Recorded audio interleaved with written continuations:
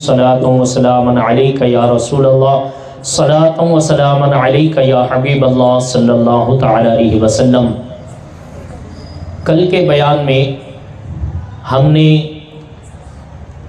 حضور پیر پیرا میر میرا شاہ جینا سرکار غوث پاک رضی اللہ تعالیٰ عنہ کی 40 سالہ زندگی سے 50 سالہ زندگی تک کے واقعات کو مختصر انداز میں سماعت فرمایا ہے۔ آج ہم اس سے آگے بیان کرنے کی کوشش کریں گے۔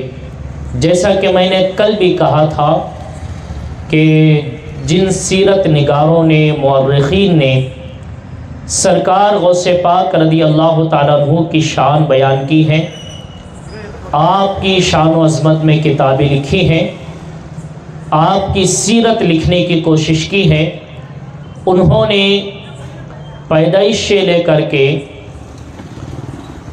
40-50 سالہ عمر تک تفصیل سے سال بسال لکھا ہے، لیکن جیسے ہی 50 سالہ زندگی سرکار غوث پاک کی شروع ہوتی ہے تو لکھنے والوں نے یہاں سے پھر یہ نہیں کہا کہ اتنے سالوں میں یہ ہوا، اتنے سالوں میں یہ ہوا، اتنے سالوں میں یہ ہوا، بلکہ سیرت نگاروں نے، لکھنے والوں نے لکھا کہ آپ کی 50 سالہ عمر سے لے کر کے 90 سالہ عمر پاک تک آپ کے سیرت مبارکہ کے 3 حصے بنتے ہیں۔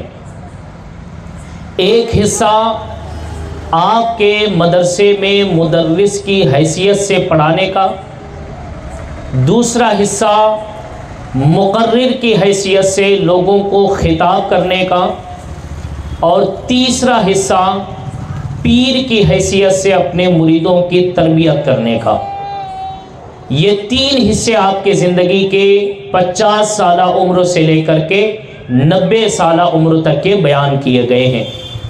اور میں نے کل کہا تھا کہ آج ہم سرکار غوث پاک رضی اللہ تعالیٰ عنہ کی وہ مدرسے کی زندگی جس میں آپ مدرس کی حیثیت سے، ایک ٹیچر کی حیثیت سے تشریف لے گئے، تو آپ نے پھر اپنے بچوں کو کس طرح پڑھایا، آپ جب مدرس کے مسند پر بیٹھے تو پڑھانے کی شان و عظمت کیا ہوتی تھی، آپ کے پاس جو بچے پڑھنے کے لیے آتے تھے وہ کس انداز سے پڑھتے تھے، اور آپ کا طور و طریقہ کیا تھا پڑھانے کا، اور پڑھاتے پڑھاتے آپ اپنی کرامتوں کا اظہار کیسے فرماتے تھے۔ انشاءاللہ تعالی یہ ساری باتیں آج کے ہم بیان میں سنیں گے۔ حضرت ابو سعید مخزومی رحمۃ اللہ تعالی علیہ، جن کو عربی زبان میں مخزومی نہیں بلکہ مخرمی کہا جاتا ہے، لیکن ہم کیونکہ عام زبان میں مخزومی کہتے ہیں، کتابوں میں ان کا نام ابو سعید مخرمی لکھا ہوا ہے۔ تو حضرت ابو سعید مخزومی رحمۃ اللہ تعالی علیہ نے آپ کو مرید بنایا اور آپ کو خلافت بھی عطا فرمائی، اور پھر اس کے بعد آپ نے ارشاد فرمایا کہ بیٹے عبد القادر، میں نے بڑی محنتوں کے ساتھ ایک مدرسہ بنایا ہے، اور آج سے وہ مدرسہ آپ کے حوالے ہوگا۔ آج سے مدرسے کی پڑھائی، مدرسے کا نظام، مدرسے کا دیکھ بھال، بچوں کی تربیت، یہ سارا کچھ آپ کے ذمہ میں ہے۔ اور ایک روایت میں یہ لکھا گیا ہے کہ حضرت ابو سعید مخزومی رحمۃ اللہ تعالی علیہ کے وصال کے بعد شہر بغداد کے لوگوں نے یہ فیصلہ کیا کہ اب یہ مدرسہ، اس کا نظام اور اس کی پوری تربیت بچوں کی ہم سرکار غوث پاک رضی اللہ تعالیٰ عنہ کے ذمے میں دیں گے، کیونکہ اس مدرسے کو سنبھالنے والا سرکار غوث پاک رضی اللہ تعالیٰ عنہ سے اچھا کوئی نہیں ہو سکتا۔ سرکار غوث پاک رضی اللہ تعالیٰ عنہ سے بہتر اس مدرسے کو کوئی سنبھال نہیں سکتا۔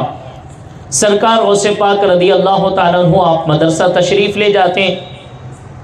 جب آپ مدرسہ پہنچے، آپ کے خود کا بیان ہے، آپ کے بیٹے حضرت سیدنا عبد الوہاب بن عبد القادر جیلانی رضی اللہ تعالیٰ عنہما بیان کرتے ہیں، خود آپ کے فرزند کہتے ہیں کہ میرے والد سیدنا شیخ عبد القادر جیلانی رضی اللہ تعالیٰ عنہ مدرسہ پڑھانے کے لیے تشریف لائے، اس سے پہلے آپ کا بالکل بھی لوگوں کو تعارف نہیں تھا، لوگ آپ کو پہچانتے نہیں تھے، لوگ آپ کو جانتے نہیں تھے، اور آپ بھی یہ ہمیشہ کوشش کرتے تھے کہ میں لوگوں سے چھپا رہوں، میں لوگوں سے جتنا دور ہو سکتا ہوں رہوں، کیونکہ لوگوں سے جتنا دور رہوں گا اللہ سے اتنا قریب رہوں گا۔ تو آپ ہمیشہ یہ کوشش کرتے تھے کہ لوگوں سے بچوں اور اللہ کے ذکر میں زیادہ سے زیادہ اپنے وقت کو مصروف رکھوں۔ سرکار غوث پاک کے فرزند کہتے ہیں کہ میرے والد ماجد جب مدرسے کی ذمہ داری لیتے ہیں، اپنے پیر و مرشد، اپنے استاد گرامی کی جب ذمہ داری لیتے ہیں، تو پھر مورخین نے لکھا ہے، تفسیر لکھنے والوں نے، آپ کی سوانح لکھنے والوں نے لکھا ہے کہ سرکار غوث پاک رضی اللہ تعالیٰ عنہ ایسا نہیں تھا کہ آپ کوئی چھوٹے موٹے عالم تھے، بلکہ آپ کے تعلق سے آتا ہے کہ آپ نے کئی بڑے بڑے اپنے وقت کے محدثین سے، بڑے بڑے حدیث کے جاننے والوں سے اور بڑے بڑے علم والوں سے آپ نے حدیث مصطفیٰ سماعت فرمائی ہے۔ اور کتنے لوگ ہیں، ان کے نام کیا ہیں؟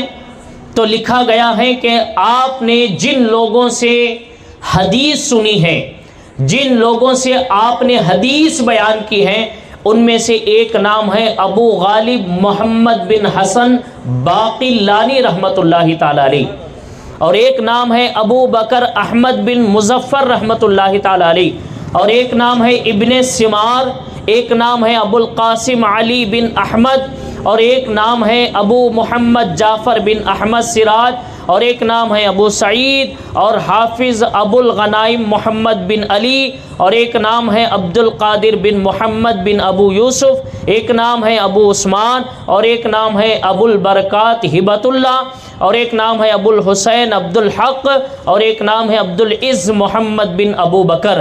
یہ وہ اپنے وقت کے محدثین ہیں جن سے سرکار غوث پاک نے حدیث بیان فرمائی ہے۔ اور میرے خیال سے آپ ایسی تقریر پہلی بار سن رہے ہوں گے کہ سرکار غوث پاک رضی اللہ تعالیٰ عنہ نے جن لوگوں سے حدیثیں پڑھی ہے، لی ہیں حدیثیں، جن کی حدیثیں سماعت فرما کے اپنی کتابوں میں حدیثیں لکھی ہیں، وہ یہ آپ کے حدیث کے استاد ہیں جن سے آپ نے حدیث حاصل کی ہے۔ اور پھر فرماتے ہیں کہ جن سے آپ نے علم فقہ حاصل کیا۔ سرکار غوث پاک فقہی اعتبار سے امام احمد ابن حنبل رضی اللہ تعالیٰ عنہ کے مسلک سے تھے، اور آپ نے جن سے فقہ حاصل کیا، مسلک کا علم جن سے آپ نے سیکھا، وہ استاد ہیں حضرت قاضی ابو سعید مبارک بن علی مخزومی رحمۃ اللہ تعالی علیہ، جو آپ کے پیر و مرشد بھی ہیں اور آپ کے فقہ میں آپ کے استاد بھی ہیں۔ اور پھر اس کے بعد کہتے ہیں کہ ابو الوفا علی بن عقیل اور ابو الحسن بن فرہ، ان تین لوگوں سے سرکار غوث پاک نے فقہ کا علم سیکھا ہے۔ اور پھر فرماتے ہیں کہ آپ نے جو عربی کا قاعدہ ہوتا ہے، جو عربی گرامر ہوتا ہے، جسے علم الادب کہا جاتا ہے، عربی کا جو ادب، جس طریقے سے بات کرنے کا ڈھنگ ہے، بیان کرنے کا ڈھنگ ہے، یہ آپ نے کس سے سیکھا؟ کہتے ہیں کہ ابو زکریہ تبریزی اور زاہد شیخ حماد دباس رحمۃ اللہ تعالی علیہ سے آپ نے علم ادب سیکھا ہے۔ اور پھر فرماتے ہیں کہ یہ آپ نے سیکھا ہے، اور جو لوگ آپ سے علم حاصل کیے ان کے بہت سے یہاں نام دیے گئے ہیں۔ آپ فرماتے ہیں کہ جتنے لوگ آپ کے ساتھ علم دین سیکھے اور آپ نے جنہیں پڑھایا ہے، وہ سارے کے سارے اپنے وقت کے بہت بڑے محدث تھے، اپنے وقت کے بہت بڑے مفسر تھے۔ تو سرکار غوث پاک رضی اللہ تعالیٰ عنہ سے جن لوگوں سے آپ نے علم حاصل کیا، اور وہ لوگ جنہوں نے آپ سے علم حاصل کی، اللہ نے دونوں کو اپنے زمانوں میں بہت اونچی شان عطا فرمائی۔ آپ کے استادوں کو بھی اللہ نے ایک بڑا مقام عطا فرمایا، اور آپ کے شاگردوں کو بھی اللہ نے ایک عظیم مقام عطا فرمایا۔ سرکار غوث پاک رضی اللہ تعالیٰ عنہ کے فرزند کہتے ہیں کہ میرے والد سرکار شیخ عبد القادر جیلانی رضی اللہ تعالیٰ عنہ کی شان و عظمت یہ ہے کہ جب آپ مدرسہ تشریف لائے اور جب آپ مدرسہ تشریف لائے تو لوگ آپ کو نہیں پہچانتے تھے، اور آپ بھی ہمیشہ چھپنے کی کوشش کرتے تھے کہ میں لوگوں سے زیادہ ملاقات نہ کروں، لیکن اللہ تعالیٰ جب کسی کو لوگوں کے سامنے ظاہر کرنا چاہتا ہے، جب اللہ تعالیٰ کسی کی شان و عظمت کو لوگوں کے سامنے دکھانا چاہتا ہے تو پھر وہ چاہے کتنا بھی چھپنے کی کوشش کریں، اللہ تعالیٰ اس کو اتنا زیادہ ظاہر کرتے چلا جاتا ہے۔ حضرت سرکار غوث پاک رضی اللہ تعالیٰ عنہ جب مدرسہ تشریف لائے فرماتے ہیں کہ کوئی پہچاننے والا نہیں۔ جب آپ آئے مدرسے میں تو جب آپ کے آنے کے بعد یہ ابتدائی دن تھا، ابتدائی سال تھا، آپ کے مدرسے میں کم جگہ تھی اور شاگرد بھی اتنے کم تھے کہ مدرسے میں بالکل آرام کے ساتھ جگہ بچ بھی جاتی تھی اور بچے آرام سے رہ بھی جاتے تھے۔ ابھی تھوڑے دن گزرے، آپ آئے مدرسے میں، مسند پر بیٹھے اور آپ نے پڑھانا شروع کیا۔ ابھی تھوڑے دن گزرے کہ مدرسہ پورا بھر گیا، پورا مدرسہ شاگردوں سے بھر گیا، یہاں تک کہ بغداد والوں نے یہ فیصلہ کیا کہ ہمیں آپ کے مدرسے کو چوڑا کرنا چاہیے، آپ کے مدرسے کو وسیع کرنا چاہیے۔ تو فرماتے ہیں کہ سرکار غوث پاک نے جو اپنی محنت سے کمایا تھا اس سے آپ نے مدرسے کے لیے ایک زمین خریدی، اور زمین خرید کے آپ نے مدرسے کو پھر بڑا کیا۔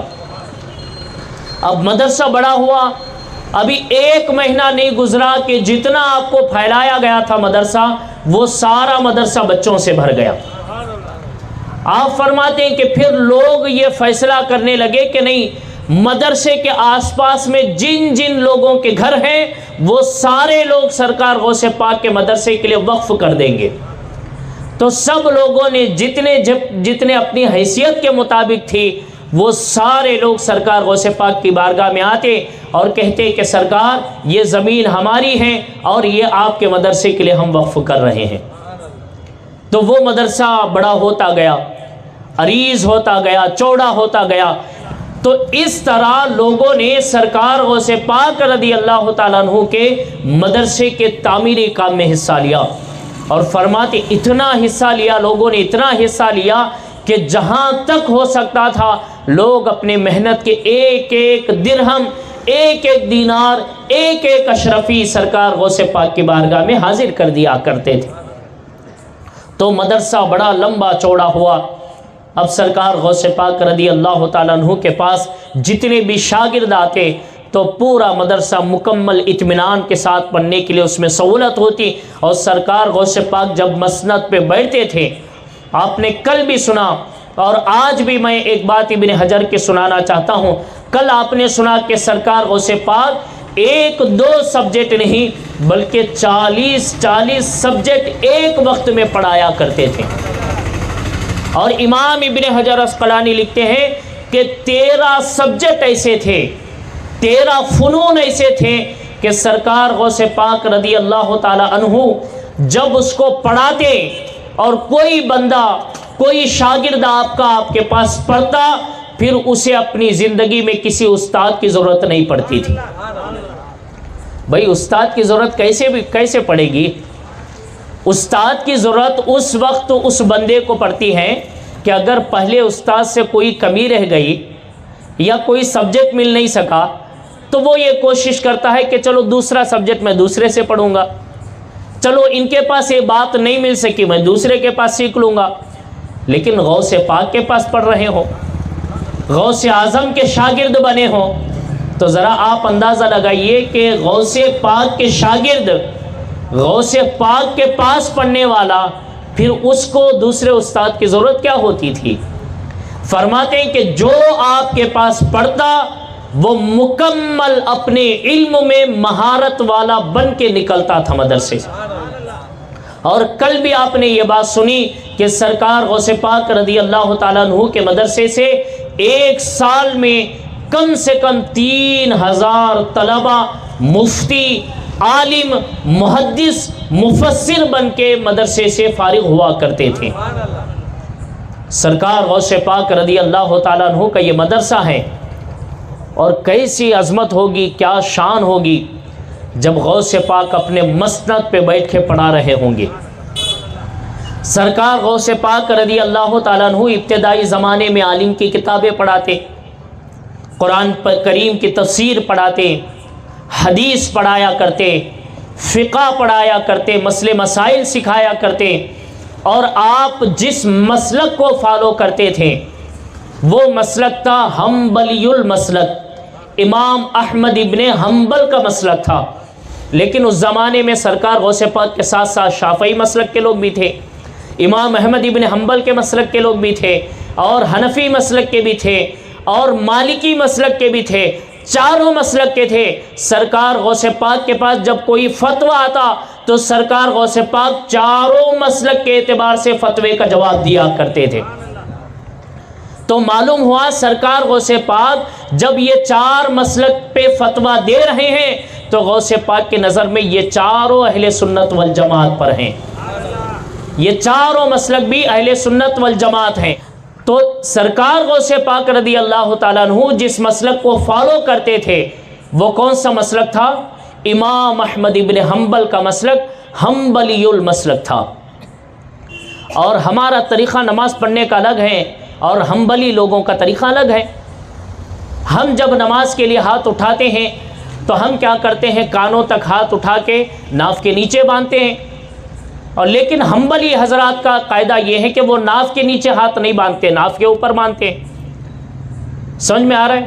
اور آج یہ حدیث کے جاننے والے کہتے ہیں دیکھو سرکار غوث پاک ناف کے نیچے نہیں باندھتے تھے، ناف کے اوپر باندھتے تھے، اس لیے ہم یہاں باندھ کے ہم سرکار غوث پاک کے طریقے پہ چل رہے ہیں۔ اچھا، سرکار غوث پاک کا صرف یہ نماز کا طریقہ یہ یاد رہتا، سرکار غوث پاک مرید ہوئے یہ ان کو دکھتا نہیں، یہ نہیں بولتے کہ چلو غوث پاک بھی مرید تھے ہم بھی کسی کے مرید ہو جائیں۔ مرید کی بات ہے تو کہتے نہیں مرید بننا شرک و بدعت ہے۔ سمجھ رہے ہیں؟ تو یہ عادی چیزیں جہاں جہاں اپنی ملتی لے لیتے ہیں، جہاں جہاں اپنے خلاف رہتی چھوڑ دیتے، لیکن ہماری خوش نصیبی ہے کہ ہم وہ باتیں سرکار غوث پاک کی ہر چیز کے لیتے ہیں جہاں سرکار غوث پاک نے عمل بھی کیا، جہاں عقیدے بھی بتایا، جہاں جو چیزیں بتائی ہم ان ساری چیزوں پہ سرکار غوث پاک کی سیرت پہ عمل کرتے ہیں۔ تو سرکار غوث پاک رضی اللہ تعالیٰ عنہ جب درس دیا کرتے تھے، آپ پڑھایا کرتے تھے، تو آپ اکثر حنبلی المسلک کی کتابیں پڑھاتے تھے، اور حنبلی المسلک کے کتابوں میں ایک بہت بڑا نام ہے، ان کا نام ہے موفق الدین قدامہ۔ یہ حنبلی مسلک میں ایک امام کی حیثیت رکھتے ہیں، بہت بڑے امام ہیں۔ ان کی کتاب ہے، ان کی کتاب حنبلی المسلک کی سب سے عظیم کتاب ہے۔ اور عجیب بات دیکھیے، اللہ کی شان دیکھیں، یہ جو موفق الدین قدامہ ہیں جن کی کتاب حنبلی المسلک میں سب سے مستند ہے، اس کتاب کو لکھنے والے سرکار غوث پاک کے شاگرد ہیں۔ تو معلوم ہوا کہ سرکار غوث پاک کے شاگرد اگر اپنی مسلک میں کوئی کتاب لکھتے ہیں وہ کتاب بھی اپنے مسلک کی سب سے مستند کتاب ہوتی ہے۔ جب شاگرد کتاب لکھے تو وہ اپنے مسلک کی مستند بن جاتی ہے، اور میرا غوث کتاب لکھے تو کیا شان ہوگی اس کی۔ تو سرکار غوث پاک رضی اللہ تعالیٰ عنہ جب پڑھاتے ہیں تو آپ حنبلی المسلک کے اعتبار سے فقہ کا درس دیتے تھے، آپ قرآن کی تفسیر بیان کرتے، اور قرآن کی تفسیر کے بارے میں ابن جوزی رحمۃ اللہ تعالیٰ علیہ لکھتے ہیں، میں نے ایک مرتبہ سوچا کہ یہ صوفی قسم کے جو ہے لوگ ہوتے ہیں اور یہ درویش قسم کے لوگ ہوتے ہیں، ان کا چلن لباس ان کا وغیرہ یہ سب کچھ فقیرانہ ہوتا ہے، اگر میں یہاں جا کے بیٹھوں گا تو مجھے کیا حاصل ہوگا؟ لیکن پھر بھی کہا کہ میں نے سوچا چلو ایک بار دیکھوں کہ یہاں کیا چیز بات ہوتی ہے، کس چیز کے تعلق سے بات کی جاتی ہے۔ ابن جوزی کہتے ہیں کہ میں غوث پاک کے مدرسے میں آیا اور غوث پاک کے مدرسے میں بیٹھا، مجھے بڑے کونے میں جگہ ملی۔ فرماتے ہیں مجھ سے پہلے ہزاروں کا مجمع بیٹھا ہوا تھا آپ کے پاس پڑھنے کے لیے، تو مجھے بڑے آخری میں جگہ ملی، اور میں جن کے بازو میں بیٹھا تھا وہ بھی بڑا اچھا علم والا تھا، اور ابن جوزی کا نام تمام لوگوں کی نظر میں ایک محدث کی حیثیت کا رکھتا ہے، ابن جوزی۔ تو ابن جوزی کہتے ہیں کہ میں نے سوچا چلو یہاں جا کے بیٹھتا ہوں، دیکھیں گے یہاں کس قسم کی باتیں ہوتی ہیں۔ تو کہتے ہیں ابن جوزی کہتے ہیں کہ سب سے پہلا سرکار غوث پاک نے ایک آیت کریمہ تلاوت فرمائی، اور آپ کو ایک کمال کی بات بتاؤں، سرکار غوث پاک رضی اللہ تعالیٰ عنہ کی بارگاہ میں ہمیشہ آپ کے درس میں اور آپ کے بیانات میں 300 کتاب لکھنے والے کاتب بیٹھا کرتے تھے، آپ کی باتوں کو لکھنے کے لیے، آپ کے بیانات کو لکھنے کے لیے، آپ کے درس کو، آپ کے پڑھانے کو لکھنے کے لیے 300 لکھنے والے بیٹھتے تھے، اور ہمیشہ 2 قاری آپ کے ساتھ ہوا کرتے تھے، بہترین آواز والے، بہترین قرآن کی تلاوت کرنے والے 2 لوگ ہمیشہ ساتھ میں رہتے۔ جب بھی غوث اعظم کوئی مجلس شروع کرتے، غوث اعظم اپنی پہلی مجلس جو بھی شروع کرتے قرآن پاک کی تلاوت کے ساتھ شروع کر دیا کرتے تھے۔ تو ابن جوزی کہتے میں پہنچا، سرکار غوث پاک نے فرمایا تلاوت شروع کرو۔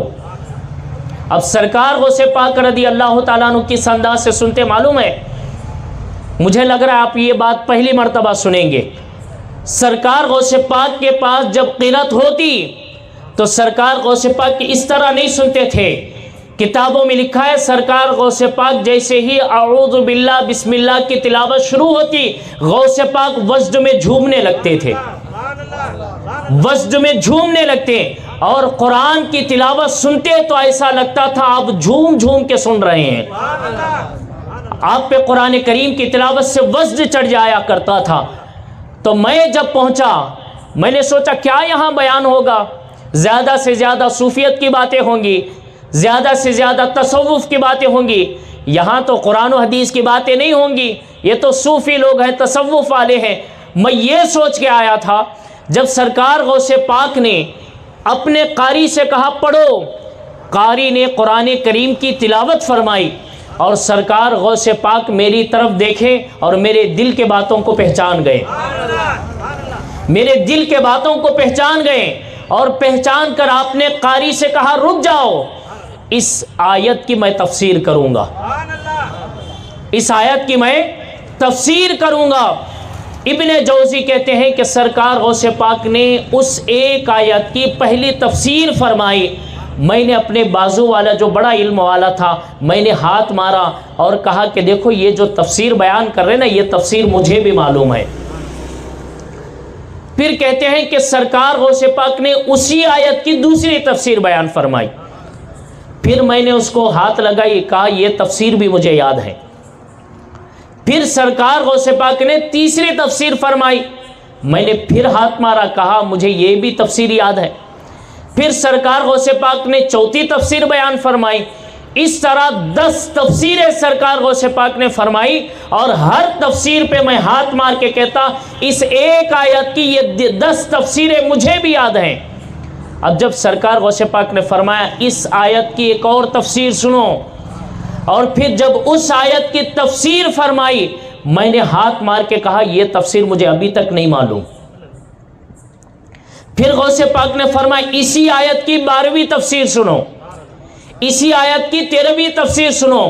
ابن جوزی کہتے ایک ہی آیت کی سرکار غوث پاک نے 40 تفسیریں فرمائی، اور ہر تفسیر پہ میں ہاتھ مار کے کہتا خدا کی عزت کی قسم اس زمانے میں غوث سے بڑھ کر قرآن کی تفسیر کرنے والا کوئی نہیں،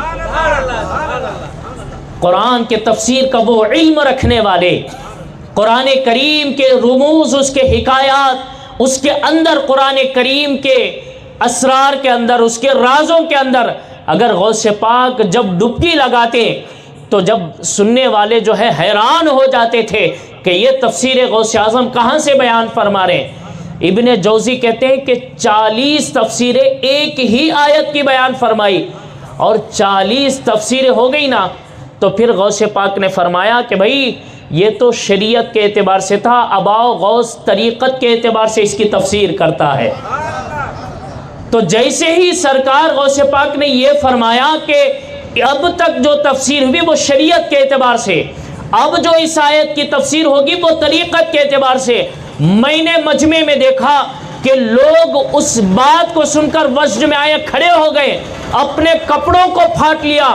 میں نے دیکھا کچھ لوگ اس تفسیر کو سن کر اللہ کے ڈر سے اپنے جان کو انہوں نے روح کو چھوڑ دیا تھا۔ یہ سرکار غوث پاک کی تفسیر تھی کہ آپ جب بیان فرماتے تھے قرآن کریم کی تفسیر مدرسے میں تو حال یہ ہوتا تھا کہ سننے والا حیران ہو جاتا تھا۔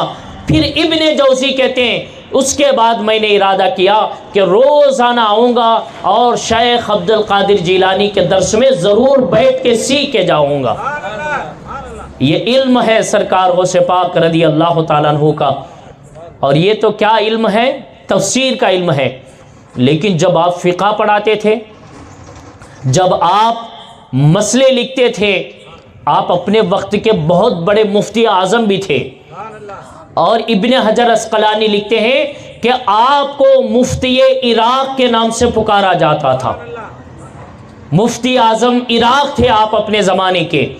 سرکار غوث پاک کے تعلق سے ابن حجر لکھتے ہیں کہ جس وقت سرکار غوث پاک نے مسند افتاء یعنی مفتی کا مسند آپ نے سنبھالا، اور جب آپ کے پاس مسئلے آتے تھے، فتوے آتے تھے، حالانکہ ہوتا یہ تھا کہ کسی مفتی کے پاس کوئی فتویٰ آتا تو سب سے پہلے وہ مفتی دو چار کتابیں نکالتا، قرآن کریم کی آیت نکالتا اور حدیثیں نکالتا، اور پھر یہ ساری چیزیں ملاتا، اور پھر اس کے بعد جو مسئلہ اس کے سامنے آتا اس کے بعد مسئلہ لکھ دیا کرتا تھا۔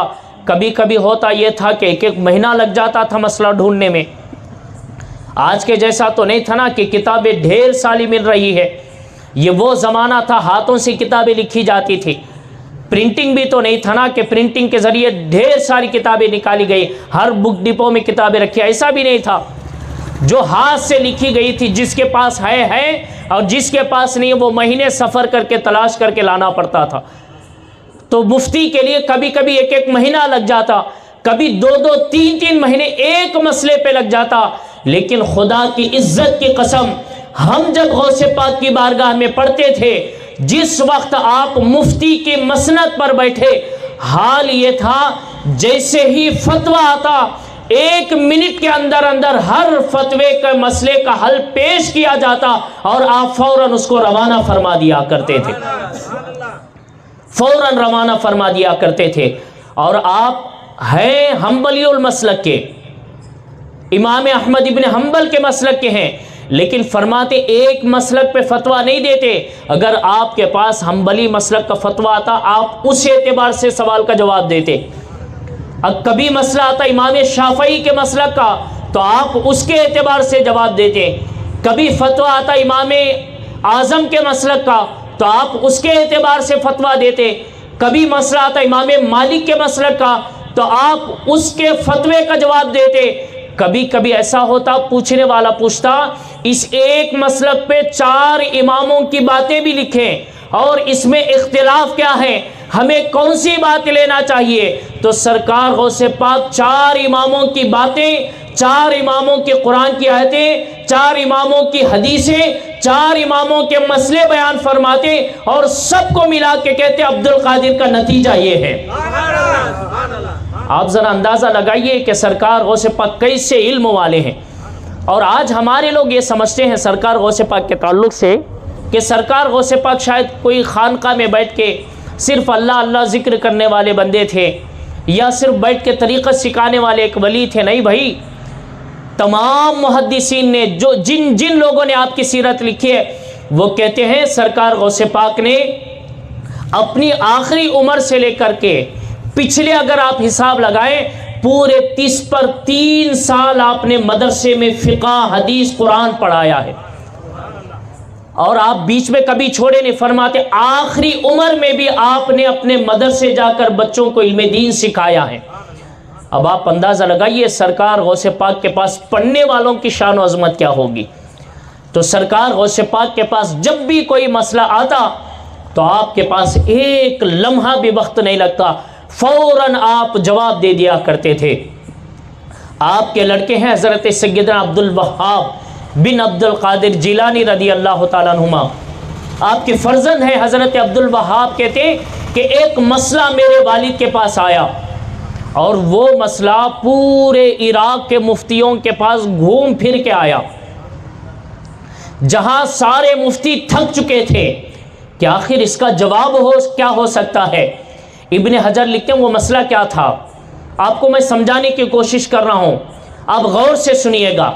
مسئلہ یہ تھا کہ ایک آدمی نے یہ قسم کھا لی کہ میری بیوی اگر اس وقت ایسی عبادت کریں جس وقت وہ عبادت کرے گی اس وقت دنیا میں کوئی اس جیسی عبادت نہ کرے، اگر ایسی عبادت کری تو پھر میرے نکاح میں ہے، اگر نہیں تو وہ میرے نکاح سے باہر ہو جائے گی، اس کو طلاق ہوگا۔ یہ مسئلہ پورے مفتیوں کے پاس آیا۔ مسئلہ کیا تھا کہ میری بیوی جس وقت عبادت کرے گی اس جیسی عبادت پوری دنیا میں کوئی نہ کرے، اگر ایسی عبادت کرتی ہے تو پھر وہ میرے نکاح میں ہوگی، اور اگر کوئی ایسی عبادت کہ دنیا میں کوئی اور بھی کر رہا ہوگا تو پھر اسے طلاق ہے۔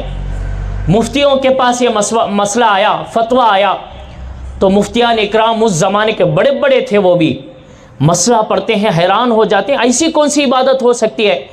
اگر اس سے بولے کہ نفل نماز پڑھو، نفل نماز پوری دنیا میں کوئی ایک تو پڑھ رہا ہوگا، اگر کہے کہ اذان دو تو پوری دنیا میں الگ الگ وقتوں پہ اذان ضرور ہوتی ہے، اگر کہے کہ چلو فرض پڑھو تو الگ الگ وقتوں میں پورے دنیا میں جو ہے فرض نمازیں ادا ہوتی ہیں، اگر یہ کہیں کہ چلو کوئی اور عبادت کر لو، تسبیح پڑھ لو یا کوئی چیز کر لو، تو دنیا میں کوئی تو ایسا شخص ہوگا وہ تسبیح پڑھ رہا ہوگا۔ ایسی عبادت کہاں سے لائیں کہ صرف یہ خاتون کرے کوئی اور نہ کرے؟ مسئلہ بھی ضروری تھا کیونکہ اس کو اپنے نکاح میں بیوی کو رکھنا تھا۔ اب وہ ڈھونڈتا حیران ہو گیا۔ کسی نے کہا کیوں اتنا پریشان ہوتا ہے، بغداد میں جا، عبد القادر جیلانی جیسا مفتی رکھ کے تو کیوں پریشان ہو رہا ہے، ذرا جا سرکار غوث پاک کی بارگاہ میں۔ جہاں مفتی حیران تھے، پریشان تھے، سرکار غوث پاک کی بارگاہ میں مسئلہ آیا، مسئلہ پڑھ کے سنایا گیا۔ سرکار ایک آدمی اپنے بیوی کے تعلق سے قسم کھاتا ہے، وہ کہتا ہے کہ اگر میری بیوی ایسی عبادت کرے کہ اس جیسی کوئی عبادت نہ کرے تو پھر وہ میرے نکاح میں ہوگی، اگر ایسی عبادت کرے گی جو دوسرا بھی کر رہا ہوگا تو اس کو طلاق ہے۔ سرکار اس کا جواب کیا ہو سکتا ہے؟ ابھی سوال مکمل ہوا، سرکار نے فرمایا چلو جواب لکھو۔ جہاں سب کے حیرانے پریشان تھی، سب کے عقلیں کام کرنا بند ہو چکی تھی، ذرا کمال کی فقاہت دیکھے غوث پاک کی۔ اسی لیے بڑے بڑے محدثین، امام ذہبی نے سیر اعلام النبلاء میں، ابن کثیر نے، امام ابن رجل حنبلی نے اور بڑے بڑے محدثین نے جہاں آپ کے ٹائٹل بیان کیے نا کہ آپ شیخ المشائخ بھی ہیں، آپ شیخ الاسلام بھی ہیں، آپ بڑے بڑے القاب والے ہیں، وہاں محدثین نے بیان فرمایا آپ سب سے بڑے اپنے زمانے کے فقیہ بھی ہیں۔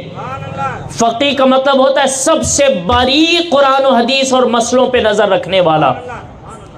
اب مسئلے کا جواب دیکھو کیا دیتے ہیں، جہاں سب کی عقلیں حیران ہیں۔ سرکار غوث پاک فرماتے ہیں ایک کام کرو، اس عورت کو ایسی عبادت کرنا ہے کہ کائنات میں کوئی نہ کرتا ہو۔ یہی ہے نا مسئلہ کہ ایسی عبادت کرتا ہو کائنات میں کوئی نہ کرتا ہو۔ ایک کام کرو، اس خاتون کو لو، اس کے شوہر کو لو، اور سب مل کے کعبہ شریف کے سامنے حاضر ہو جاؤ، اور جتنا کعبہ شریف کے طواف کا جگہ ہے سب کو خالی کراؤ۔ اس خاتون سے کہو کہ اکیلی طواف کرے، کیونکہ کائنات میں صرف ایک ہی گھر کا طواف ہو سکتا ہے، وہ کعبے کا ہو سکتا ہے، اور جب ایک گھر کا طواف ہوتا ہے تو پھر ایسی عبادت کائنات میں کوئی اور طوافیں کرے تو اس کا طواف ہی نہیں ہو سکتا، اس کی عبادت ہی نہیں ہو سکتی، کیونکہ طواف صرف کعبے کا ہوتا ہے، اور ایسی عبادت صرف خاتون کرے گی، کوئی اور نہیں کرے گی۔ تو جاؤ خالی کراؤ، اس خاتون سے طواف کرو، یہ ایسی عبادت ہوگی دنیا میں کوئی کر ہی نہیں رہا ہوگا۔ کیا ذہانت ہوگی؟ نہیں سمجھ میں آئی آپ کو بات؟ جی کتنے لوگوں کو سمجھ میں آئی؟ سمجھ میں آئی؟ یہ سرکار غوث پاک کے علم کا اونچا مقام تھا، جہاں سارے مفتیان اکرام تھک گئے تھے، کہ کیا جواب دیں؟ میرے غوث نے ابھی سوال بھی ختم نہیں ہوا، جواب ایسے آسانی کے ساتھ ارشاد فرمایا کہ کائنات حیران تھی، اور کائنات کے مفتیوں نے کہا کہ یقیناً اس دور کا اگر سب سے بڑا مفتی اعظم کوئی ہے تو اس کا نام شیخ عبد القادر جیلانی ہے۔ اس وقت سے آپ کو زمانہ مفتی اعظم عراق کہنے لگا۔ اب ذرا آپ اندازہ لگائیے سرکار غوث پاک کا علمی مقام کیا ہوگا۔ جب قرآن کی تفسیر کرتے ہیں تو پھر تفسیر کے ایک الگ جو ہے آپ کی عظمت و شان ہے، مسئلہ بیان کرتے ہیں تو اس کی شان الگ ہے، اور حدیثیں بیان کرتے ہیں تو آپ کے حدیثیں لکھنے کے لیے 70 ہزار کا مجمع ہوتا تھا کہ ہم غوث سے روایت لے کے اپنے حدیث رسول اللہ تک پہنچا سکیں۔ اور ایسی حدیثیں لینے والوں میں امام ابن جوزی کا بھی ایک نام ہے، ایسی حدیثیں لینے والوں میں موفق الدین قدامہ کا بھی ایک نام ہے۔ یہ لوگ کوئی چھوٹے موٹے لوگ نہیں ہیں، اپنے زمانے کے بڑے بڑے محدثین گنے جاتے ہیں، اور انہوں نے کس سے حدیثیں سنی ہیں؟ سرکار غوث پاک سے حدیثیں سنی ہیں، اور اپنے زمانے میں فخر کرتے تھے کہ ہم کسی عام کے شاگرد نہ سمجھو، کسی اور مفتی کے شاگرد نہ سمجھو، ہم پیران پیر سرکار غوث پاک کے شاگردوں میں سے ہیں۔ اب آپ اندازہ لگائیے بھائی، آج کا اگر کوئی آدمی، میں ایک چھوٹا اگزامپل دے رہا ہوں، اگر کوئی امام احمد رضا کے پاس شاگردی اختیار کریں، کوئی امام احمد رضا کا شاگرد ہو، وہ زمانے میں فخر کرتا ہے میں نے اعلیٰ حضرت سے پڑھا ہے۔ اگر کوئی مفتی اعظم کے پاس پڑھے، وہ کہتا میں نے مفتی اعظم سے پڑھا ہے۔ اگر کوئی سرکار کلاں سے پڑھے، محدث کلاں سے پڑھے، وہ کہتا ہے کہ میں نے محدث کلاں کچوچبی سے پڑھا ہے، فخر کرتا ہے اپنے زمانے میں۔ اب آپ اندازہ لگائیے جو غوث کے پاس پڑھ رہے ہیں وہ زمانے کے کیسے فخر کرنے والے لوگ ہوں گے۔ وہ کسی عام مفتی کے پاس نہیں، وہ سرکار غوث پاک کے پاس علم دین حاصل کر رہے ہیں۔ یہ سرکار غوث پاک کا مدرسہ ہے، اور غوث پاک کا مدرسہ کس شان کے ساتھ چلتا تھا معلوم ہے؟ ایک روایت لکھی جاتی ہے، کہتے ہیں کہ سرکار غوث پاک رضی اللہ تعالیٰ عنہ ایک بار طبع مدرسہ پڑھا رہے تھے۔ آپ مدرسہ پڑھاتے پڑھاتے وجد میں آ گئے، اور یہ سرکار غوث پاک تھے نا بھائی، قرآن کریم کے جب پڑھا رہے ہوں گے آیتیں، آپ کس قدر قرآن کریم کی ایک آیتیں کریمہ ہے، قرآن کہتا ہے، اللہ تعالیٰ فرماتا ہے کہ ہم نے اس قرآن میں کائنات کی ہر چیز رکھی ہے۔ اب پڑھنے والے کے اعتبار سے ہے، سمجھنے والے کے حساب سے ہے، وہ کتنا سمجھتا ہے، اب وہ جتنا گہری نظر رکھتا ہے نا وہ اتنا سمجھتا ہے۔ اب غوث پاک کی گہری نظر کتنی ہوں گی؟ اب جب قرآن کریم کی آیتوں میں سرکار غوث پاک داخل ہوتے ہوں گے، جب آپ اپنے دماغ کو اور آپ اپنی ذہانت کو جب قرآن کریم کی کسی آیت کے اندرونی حصے میں جاتے تو کیا شان و عظمت ہوگی۔ تو جو شاگرد طلبہ پڑھنے والے ہیں وہ کہتے ہیں کہ سرکار غوث پاک جب پڑھاتے تھے، کبھی پڑھاتے قرآن کریم کی آیت پڑھتے پڑھتے بے ہوش ہو جاتے تھے، کبھی حدیث پڑھاتے پڑھاتے بے ہوش ہو جاتے تھے۔ سرکار غوث پاک جب ہوش میں آتے تو آپ سے شاگرد پوچھتے کہ سرکار کیوں آپ پر بے ہوشی طاری ہوئی؟ آپ فرماتے ہیں کہ جب میں نے اس آیت کریمہ کی تلاوت کی، اس کے جتنے پردے ہیں اللہ نے سارے پردے میرے سامنے کھول کے رکھ دیے، اور جب میں اس کے تہ تک پہنچا تو میں نے اللہ کی نورانیت، اللہ کے تجلیوں کو دیکھا، اور فوراً میں بے ہوش ہو گیا۔ یہ سرکار غوث پاک ہے۔ سرکار غوث پاک رضی اللہ تعالیٰ عنہ کی یہ شان و عظمت ہے کہ آپ ایک طرف پڑھایا بھی کرتے ہیں اور ایک طرف کیا کیا کرتے تھے؟ اپنے مریدوں کی حاجتیں بھی پوری کیا کرتے تھے۔ ایک واقعہ بیان کیا جاتا ہے کہ سرکار غوث پاک رضی اللہ تعالیٰ عنہ کی بارگاہ میں کچھ لوگ حاضر ہوئے۔ ان کی گنتی کتنی تھی؟ بتایا جاتا ہے 100 لوگوں کی گنتی تھی۔ 100 لوگ سرکار غوث پاک کی بارگاہ میں پہنچے۔ کس ارادے کے ساتھ پہنچے تھے؟ وہ لوگ اس ارادے سے پہنچے تھے کہ ہم غوث پاک کا امتحان لیں گے۔ کس کا امتحان لیں گے؟ غوث پاک کا امتحان لیں گے 100 لوگ۔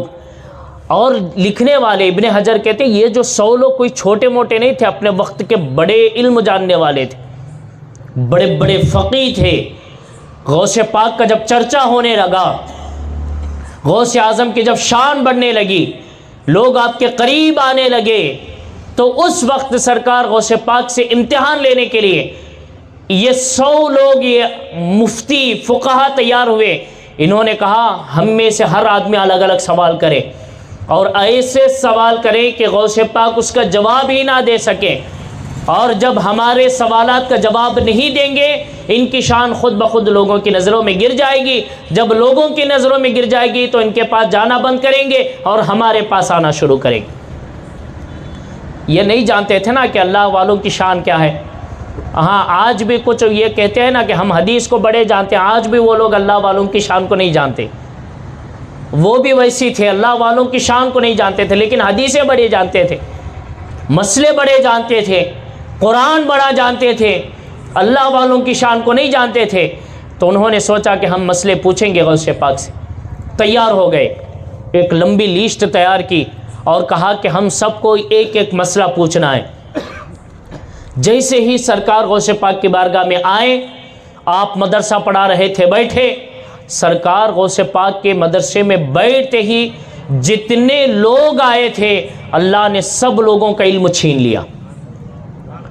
ایسا محسوس ہوتا تھا کہ ان کو الف با بھی نہیں آتا،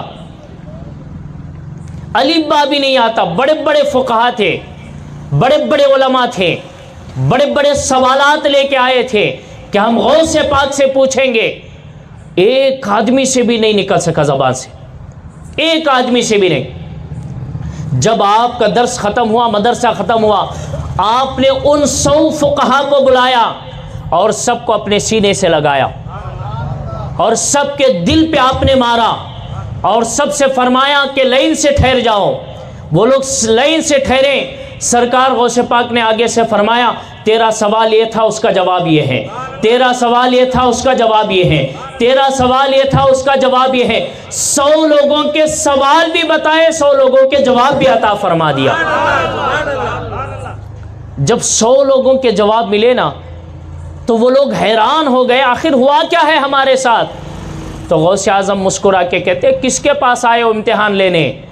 دیکھتے نہیں عبد القادر ہے، تمہارے سامنے کوئی چھوٹا موٹا نہیں ہے، اللہ کا محبوب ہے، نبی کے خاندان کا ہے. عبد القادر سے تم کیسے جیت سکتے ہو؟ آپ نے فرمایا جاؤ، میں نے اپنے خوشی سے تم سب کو تم سے بھی زیادہ علم عطا فرما دیا ہے.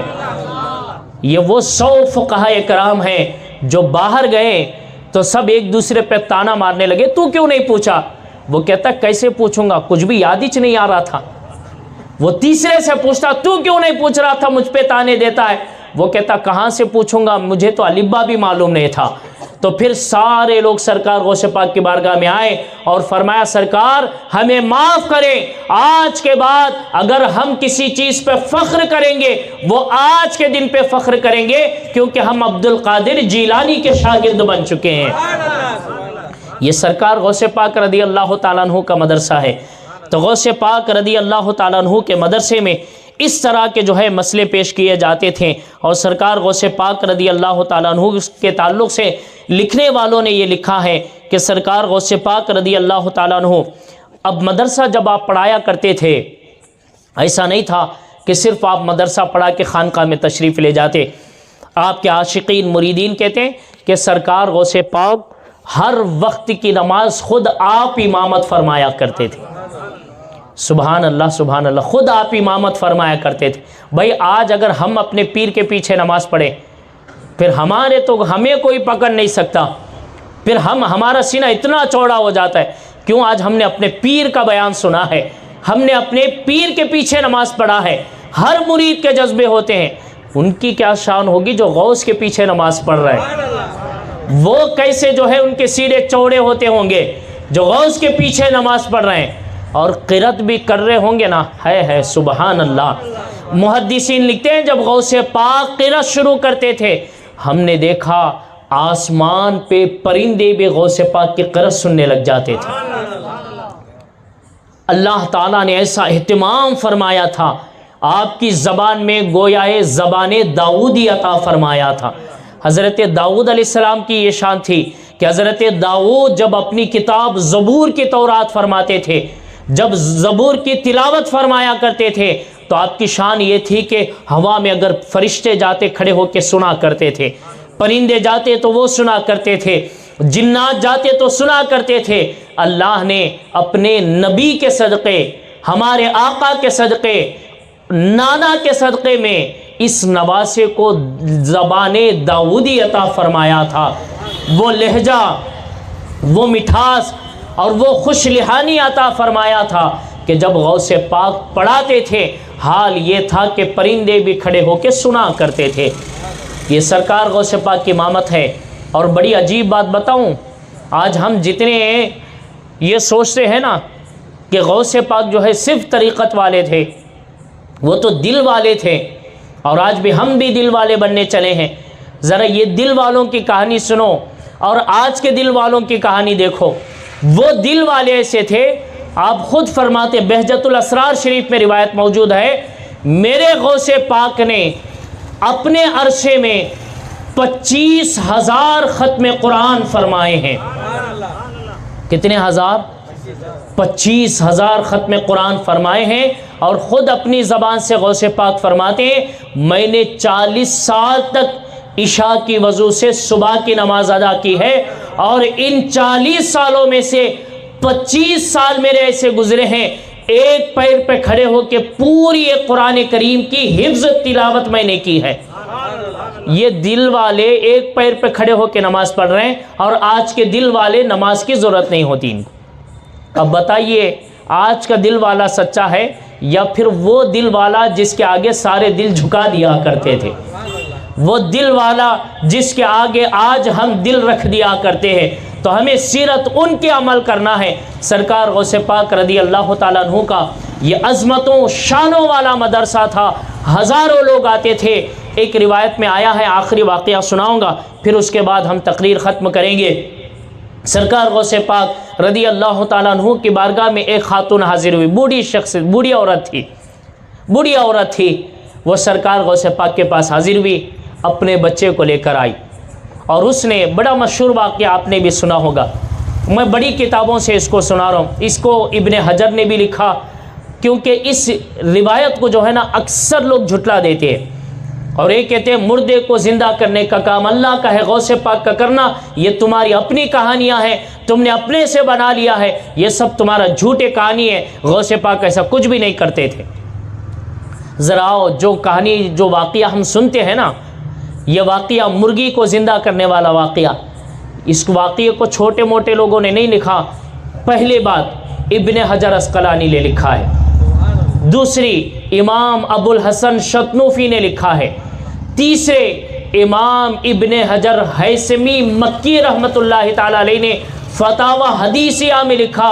آپ فرماتے ہیں کہ ایک خاتون اپنے بچے کو لے کر مدرسہ غوثیہ میں آئی، سرکار غوث پاک کے سامنے آئی، اور اس کے جملے یہ ہیں جو محدثین لکھتے ہیں، جملے یہ ہیں، محدثین نے لکھا کہ اس خاتون نے کہا، سرکار میرا بچہ زیادہ دیکھتی ہوں کہ آپ کا ذکر کرتا ہے، یہ آپ کو یاد کرتا ہے، جب بھی بات کرتا ہے تو آپ کی بات کرتا ہے، آپ سے بڑی محبت کرتا ہے، اس لیے میں اپنے بچے کو آپ کے پاس چھوڑنا چاہتی ہوں۔ یہ اس خاتون کے جملے ہیں، میں اپنے بچے کو آپ کے پاس چھوڑنا چاہتی ہوں، سرکار میرا شوہر نہیں ہے، کوئی سہارا نہیں ہے، میرا ایک ہی ایک بیٹا ہے، لیکن یہ آپ سے محبت کرتا ہے، اس لیے میں اپنے بیٹے کو بھی آپ کے پاس قربان کرنے آئی ہوں۔ وہ خاتون کہنے لگی آپ اس کو رکھ لیں اور آپ اس کی تربیت فرمائیں، جو چاہے آپ کریں۔ اب سرکار غوث پاک رضی اللہ تعالیٰ عنہ کی بارگاہ سے جانے لگی، اب یہ سوچ کے جا رہی ہے عبد القادر کا مدرسہ ہے، غوث پاک کا مدرسہ ہے، غوث پاک کے مدرسے میں ہزاروں لوگ آتے ہیں، غوث پاک کے مدرسے میں کئی لوگوں کے تحفے آتے ہیں۔ وہ یہ سوچ رہی میرا بیٹا شاید روز گوشت کھائے گا، وہ یہ سوچ کے جا رہی ہے شاید میرا بیٹا بہترین غذا کھائے گا، یہاں ہوگا تو خوب کھا کے موٹا بھی ہوگا اور علم بھی حاصل کرے گا، یہ سوچ کے جا رہی ہے۔ کئی دن گزرے، کئی دنوں کے بعد پھر وہ خاتون اپنے بچے سے ملاقات کے لیے آئی، اور وہ سیدھا اس کے بیٹے کے پاس گئی تو دیکھا کہ اس کا بیٹا جو کی سوکھی روٹی پانی میں ڈبو کے کھا رہا ہے، جو کی سوکھی روٹی پانی ڈبو کے کھا رہا ہے، اور دیکھا کہ یہ بالکل پتلا دبلا ہو چکا ہے، اور اس کے چہرے کا رنگ بھی بدل گیا، بالکل پیلا ہو چکا ہے۔ وہ حیران ہوئی اور اس نے کہا کہ چلو ذرا سرکار غوث پاک سے ملاقات کر لو۔ تو جب سرکار غوث پاک کی بارگاہ میں پہنچی تو غوث پاک بھی کھانا کھا رہے تھے۔ اب غوث پاک کے کھانے پہ نظر پڑی تو دیکھا سرکار غوث پاک کی بارگاہ میں زبردست موٹی موٹی روٹیاں رکھی ہوئی ہیں اور زبردست مرغ مسلم کا سالہ رکھا ہوا ہے۔ سرکار غوث پاک ہڈیوں کو کھا رہے ہیں اور ہڈیوں کے اندر کا گوشت کھاتے ہیں اور ہڈیوں کو چھوڑ دیتے ہیں۔ تو جب اس خاتون نے دیکھا سرکار غوث پاک رضی اللہ تعالیٰ عنہ مرغ مسلم کھا رہے ہیں اور ہڈیوں کو چھوڑ رہے ہیں تو وہ خاتون بڑے جلال میں آ گئی، کیونکہ بیٹے کا درد تھا نا، اور ماں درد نہیں دیکھ سکتی۔ وہ چاہے سرکار غوث پاک رضی اللہ تعالیٰ عنہ کے پاس پڑھنے والا بچہ کیوں نہ ہو، ماں تو ماں ہوتی ہے۔ ماں نے سرکار غوث پاک سے کہا سرکار یہ کیا بات ہوئی کہ میرے بیٹا جو تم سے محبت کرتا ہے، جو آپ کو چاہتا ہے، اور میں نے بڑے خواہشوں کے ساتھ آپ کے پاس چھوڑا اور آپ اس کو جو ہے سوکھی روٹی کھلا رہے ہیں اور آپ خود جو ہے مرغی کا سالن کھا رہے ہیں۔ تو غوث پاک نے فرمایا کہ تو اپنے بیٹے کو کیا بنانا چاہتی ہے؟ تو اس خاتون نے کہا سرکار آپ جو بنائے وہ بنانا چاہتی ہوں۔ تو سرکار غوث پاک نے فرمایا یہ مرغی کے جتنے ہڈیاں ہیں جمع کرو۔ جمع کر دیا گیا۔ سرکار غوث پاک ہاتھ سے اشارہ کرتے ہیں، فرماتے قم باذن اللہ، اس خدا کے حکم سے کھڑے ہو جا جو خدا ہڈیوں کو بھی گوشت لگا کر جسم دے کر کھڑے کرتا ہے۔ جیسے ہی قم باذن اللہ کہا وہ مرغی کھڑے ہوگی اور تڑپنے لگی۔ اب اس خاتون نے دیکھا اور دیکھ کے حیران ہوئی، کہنے لگی سرکار یہ کیا کرامت ہے؟ آپ نے فرمایا کہ میں تیرے بیٹے کو یہ بنانا چاہتا ہوں، میں تیرے بیٹے کو یہ بنانا چاہتا ہوں، اور تیرا بیٹا آج سوکھی روٹی کھائے گا تو وہ کل جا کے اس مقام پہ پہنچے گا، وہ جس پہ ہاتھ رکھ کے کہے گا قم باذن اللہ کھڑے ہو جا، تو وہ اللہ کے حکم سے کھڑی ہو جائے گی۔ کیونکہ میں نے بھی زندگی ایسے ہی گزاری ہے۔ آپ نے سنا نا اس سے پہلے شروع کے دنوں میں 40 سال آپ جنگلات میں رہے، پتے کھا کے کانٹے کھا کے آپ نے اپنے علم دین علم تصوف حاصل کیا تھا، اللہ کی عبادت کی تھی۔ یہ سرکار غوث پاک کا مدرسہ ہے۔ اب آپ اندازہ لگاؤ، میں نے مختصر سے سنایا ہے، اگر غوث پاک کے مدرسے کی صرف لیسٹ اٹھائے نا تو ہماری پوری رات گزر سکتی ہے، لیکن سرکار غوث پاک کے مدرسے کی شان ختم نہیں ہوتی۔ آپ ایک تو مدرس کی حیثیت سے ہیں، یہ علم دین آپ کا پڑھانا ہے، صرف علم دین پڑھاتے نہیں تھے، آپ نے کئی کتابیں بھی تصنیف فرمائی ہیں، کئی کتابیں لکھی ہیں، اور ایسی ایسی کتابیں اپنے وقت کی سب سے مستند کتابیں ہیں۔ حدیث میں بھی آپ نے کتاب لکھی، قرآن پہ بھی آپ نے کتاب لکھا، تصوف میں بھی آپ نے کتاب لکھا، آپ نے فقیری پہ بھی کتاب لکھی، سووں کے کتابیں آپ نے لکھی، اور لکھنے کا اندازہ یہ ہوتا تھا غوث پاک مدرسے میں پڑھاتے تھے، 300 لوگ سرکار غوث پاک کے وہ کتابیں لکھا کرتے تھے۔ اب آپ اندازہ لگائیے کیسی کتابیں تیار ہوئی ہوں گی۔ تو یہ سرکار غوث پاک کا مدرسہ تھا، یہ غوث پاک کے پڑھانے کا انداز تھا کہ آپ پڑھاتے بھی تھے اور اپنے مریدوں کی حاجتیں بھی پوری کیا کرتے تھے، اپنے مریدوں شاگردوں کی دل جوئی بھی فرمایا کرتے تھے۔ ایک طرف آپ زبردست محدث بھی، فقی بھی، مفسر بھی، مفتی بھی، عالم بھی، قاری بھی، آپ تمام علوم میں مہارت کے ساتھ ساتھ آپ تصوف کے ایک بہت بڑے بادشاہ تھے۔ جہاں آپ علم میں با کمال تھے وہاں طریقت میں بھی با کمال تھے۔ اب آپ کل سنیں گے کہ سرکار غوث پاک کا یہ مدرسہ ہے، اب سرکار غوث پاک کی تقریر کیسے ہوگی؟ اب سرکار غوث پاک تقریر کریں گے تو کیسے ہوگا، اور تقریر میں کیا کیا چیزیں ہوتی تھیں انشاءاللہ کل بیان کریں گے، اور کل ہم حضور غوث پاک کی پوری سوانح حیات مختصر سے ختم کرنے کی کوشش کریں گے۔ آپ سے گزارش ہے کل انشاءاللہ ضرور تشریف لائیے، اگر جلدی آئیں گے تو ہم سرکار غوث پاک کے تعلق سے بہت سی باتیں سن سکتے ہیں، اگر آپ دیری سے آئیں گے تو کم باتوں میں سمیٹ دوں گا، نقصان آپ کا ہوگا۔ اللہ سے دعا ہے کہ اللہ تعالی ہم تمام کو سرکار غوث پاک کے فیضان نصیب عطا فرمائے۔ وآخر دعوانا الحمدللہ رب العالمین، استغفر اللہ ربی من کل ذنب واتوب۔